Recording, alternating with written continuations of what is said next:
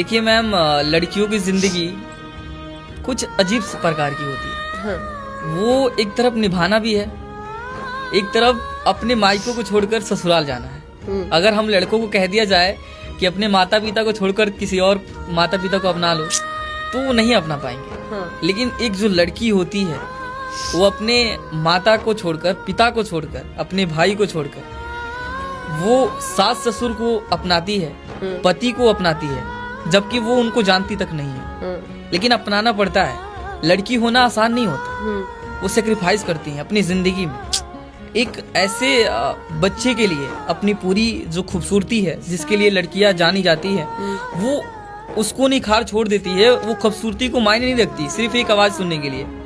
वो एक बच्चे से माँ, जो चाहिए भी उस पति को, उस घर वाले को वंश चाहिए, उसके लिए बस एक माँ सुनने के लिए एक लड़की बहुत सेक्रीफाइस करती है और जिंदगी भर घुट घुट के रहेगी। लेकिन अपने माता पिता को कभी नहीं बताएगी कि मैं इतना दुख में हूँ, इतना तकलीफ में हूँ, क्योंकि वो जानती है कि मेरे माता पिता अगर ये सुनेंगे तो जितना दहेज दिए हैं, जितना सेक्रीफाइसेस किए हैं शादी के लिए, आजकल की शादियां बस दहेज के लिए रह गई हैं। जितना तरह मैं देखा हूँ तो लड़कियां समझती हैं इन चीजों को।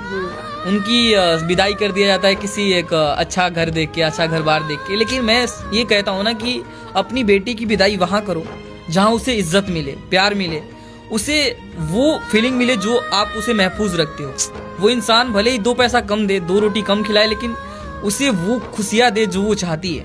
उसको जीवन में आजादी चाहिए।